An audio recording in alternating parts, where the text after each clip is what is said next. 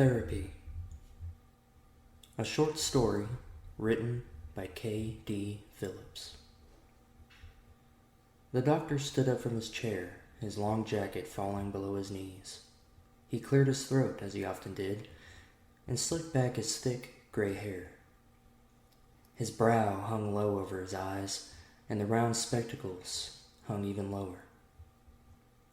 His glare pierced through Alan's blank expression.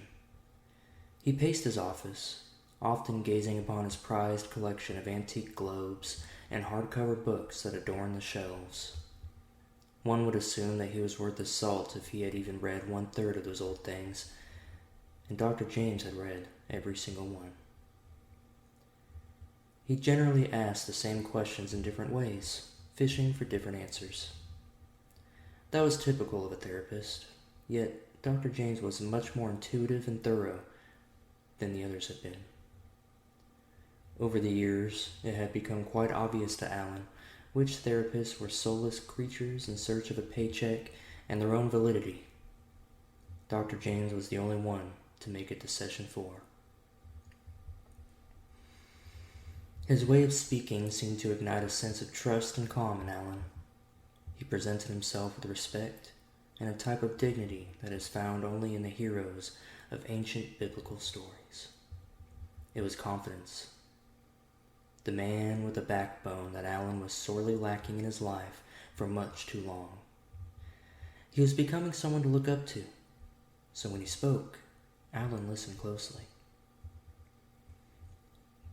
"What I want to know, Alan, is exactly what happened that night," said Dr. James. Alan looked up from his legs, which lay draped over the leather chair. He wanted to loosen up, talk freely with him, yet overthinking about what to do with himself as he sat there produced an awkward nervousness instead. "I told you what happened. What more can I really say?" said Alan. He looked away from the stained cherry wood shelf to give Alan his infamous "I'm going to ask again" stare. He walked behind Alan and placed his hand upon his shoulder. It was warm and comforting and helped to loosen him up a little. "Yes, you certainly have. But I want to know what it was, what you really saw. You've alluded quite heavily to it ever since our second session. You never have to hide the truth from me, Alan. Please, from the beginning," he said as he began his pacing once more. He spoke rarely of that night. Not since he was only a child did he properly relay what he'd witnessed coming down that old, twisted staircase. Anytime he would begin to speak of it, he couldn't stop. His mind would wander into that moment again. It would drift into it like an autumn leaf riding the wind. It was as if he wasn't the only one telling the story. The moment itself would do the telling. It would slither out of him like a serpent, striking at anything given the opportunity. For that reason, he'd been called crazy and schizophrenic, a nutcase, or that he had a screw loose. He'd been told by specialists that his young mind had been traumatized by the event, that it produced an unclear and imagined scenario out of fear, confusion, guilt, and mourning. But even as he'd become older and morphed into his own kind of person, all of that sounded like nonsense. He knew what he had witnessed. He felt it within him, the truth that still breathed its tiny, sour breaths. It was like a living thing that coiled its truth around him like the slimy suction tentacles of a squid and drowned those around him in a thick, black ink of words which uttered only fact. It was a truth being repressed by the doctors and their unwillingness to truly understand him. Yet once the words, no, the truth, came to pass through his quivering lips, he could oddly understand why it was so unbelievable. He'd expect the therapist in front of him today to feel just as all the others had. Prescribe him a medication to curb him of his oddness, cure him of his weirdo disease, screw his head on right. I was 9 years old. My mom and dad were on either side of me. My hands were in theirs.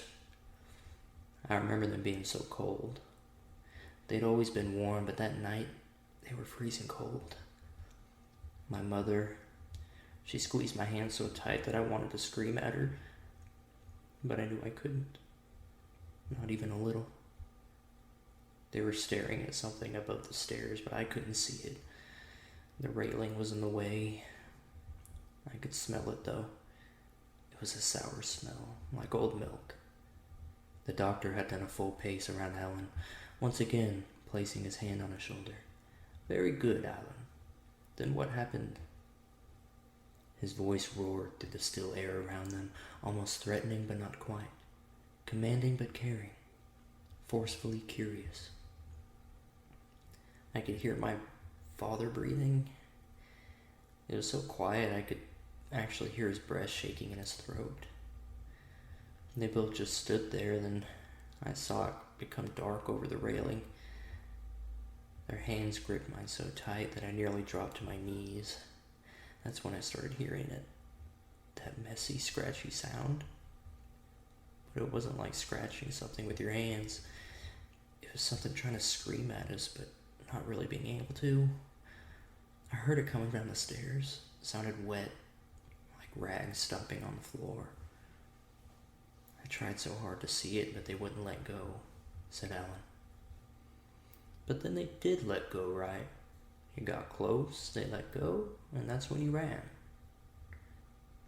asked Dr. James, looking down at his notepad and writing down who knows what on it. The candles at the far end of the office seemed to sway impossibly in the absence of wind. The light smell of dust filled the air as the doctor took long, heavy strides across the wooden floor. A distant ticking persisted like time itself, most likely from the grandfather clock behind Alan. Rain patted lightly on the curtained windows to his right, almost in rhythm to the clock ticking and the candles swaying and the doctor stepping and the dust dispersing. The words, Alan's truth, continued to flow out in nearly the same rhythm. Well, I remember being grabbed by something. It was even colder than their hands. I still had the scar on my arm. It happened so fast. This thing, it crawled down, wailing. It almost sounded like it said my name, but I'm not too sure. Anyway, I ran as fast as I could, and my parents threw themselves at it. I never truly saw what took them, but, well, at least I can't remember seeing it. By the time I ran out the door, I wasn't really concerned about looking behind me to catch some glimpse. Maybe I should have, said Alan. Dr. James paced the room, once again walking behind Alan. Alan could feel his heart beating under his chest, thumping and whirling, pushing blood through his body. He became all too aware of it then, as he stared at the candles. 2 had lost their flame in the swaying, and only 1 remained. It burned a dull orange, illuminating the dust-covered table beneath. Oh God, the dust.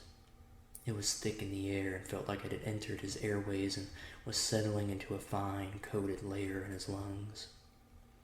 His breathing now came into focus, each breath in sync with the ticking clock's ticks, each fiddle of his fingers in step with the doctor's pace, which seemed so far away now, like he had walked out of the office and into the street, yet still within earshot.